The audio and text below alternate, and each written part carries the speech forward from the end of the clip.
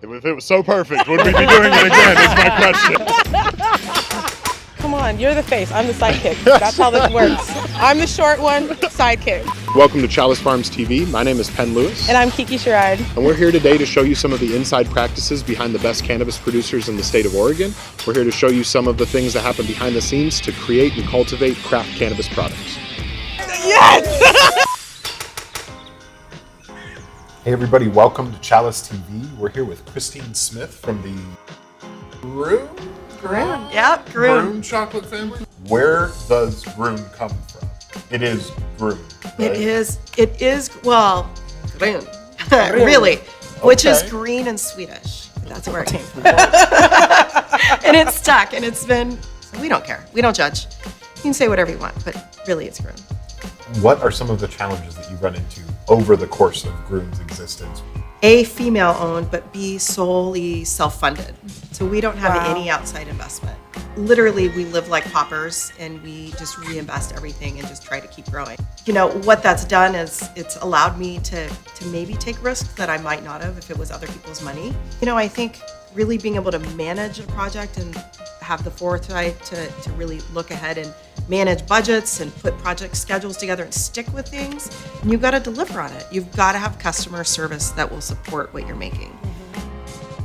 When I started looking at chocolate and THC, it was really developing a product that someone like me would want. I mean, I'm not a stoner. I'm a mother of 2 children, and I don't really relate to a stoner mentality, and I wanted something that doesn't taste like cannabis, that isn't really going to get me high, but that is equivalent to maybe a nice glass of wine while I'm making dinner, that I can still help my kids do homework, and then I can go to bed and wake up and feel great the next morning. I want to taste it. I want to feel it just a little bit.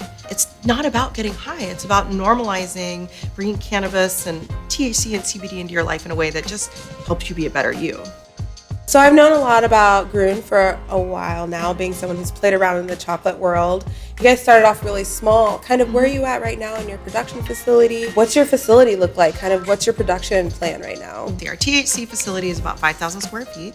Awesome. And we are at about 40% capacity with what we're producing right now. We are doing 30 to 40,000 units a month, chocolate, which is quite a bit of chocolate bars. So we are doing thousands and thousands of pounds of chocolate. So we have a THC facility, and then we have a completely separate CBD facility. It's 2,500 square feet, and then we just signed a lease for a new facility. We're moving that one into 10,000 square foot to, to be able to supply the United States. That's awesome. So we still are hand pouring everything. We hand pour, we hand trim, but we are operating off of larger self-tempering machines that, you know, we can, on one machine, we can do about 2,500 bars a day. Wow. Yeah. That's a lot. Yeah, and we run 2 of those at a time. And then we've got the panning machine to run all our bits. And then we have an enrobing station. From the very beginning, and I will tell you, I'm not going to make something that doesn't taste good, that people don't want to eat. And with that, I mean, it's a product, you're putting this in your body. So we're really committed to sourcing our chocolate from farms that grow their beans sustainably, that are invested in using, pure vanilla bean, that are really using pure cane sugar. We've really stayed committed to using a high-end distillate that's really isolating the THC and CBD so that we can, regardless of strain, we're delivering a repeatable experience every single time. And that's been our motto. Chocolate lasts forever. Yeah. You're gonna, when you buy that product, that it's gonna be the exact same experience. One of the great things that I've just noticed recently is that you guys have done a package switch over. We have. It was already amazing and beautiful, and everyone was jealous, and now it's more amazing and beautiful. So, tell me a little bit about that whole design change and kind of what inspired that. We're never done. It's now we've done that. How do we make it better? How do we keep elevating the market and the game?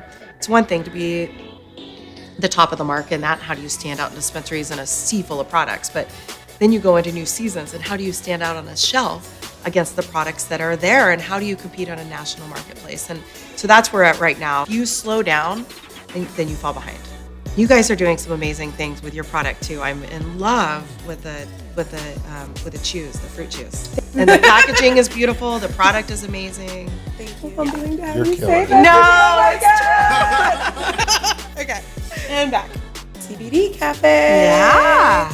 Like, congratulations Yeah, for thank that. you. Can you expound a little bit more on that and Yeah. kind of like how that started and like kind of what your goal is and what your mission is with the CBD Cafe? We wanted to be able to find a way to talk to people and connect with them, and then also just with CBD, with the interest of people that are really looking for CBD products and not THC, just more and more and more microdose.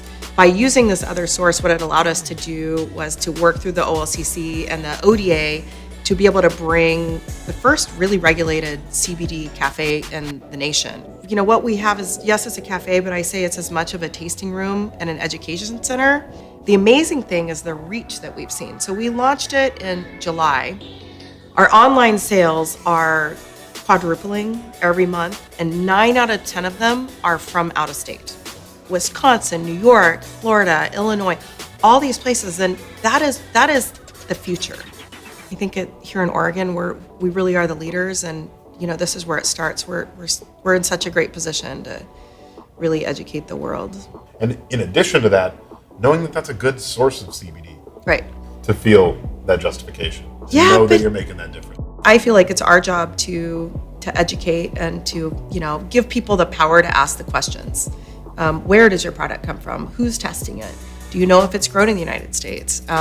If someone can't answer those questions for you, then don't buy it.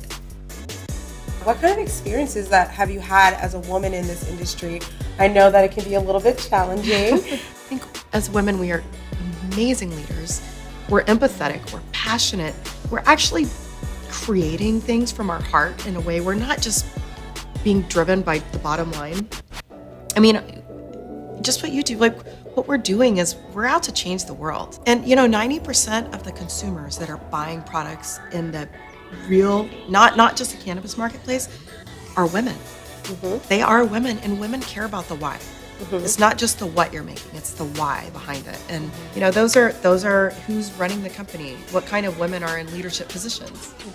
Those are important questions, and I don't want to be part of an organization that doesn't have other women at the table. But I have a really great team of 30 people now that propel it forward. But the Gron Cafe here in Portland, but Yeah. there's inklings of some other things happening. Yeah, New York, Miami are on our horizons, Austin, San Francisco. You know, having the Farm Bill pass really opens a lot of doors for us to be able to do that. So, but we're well poised and we're ready.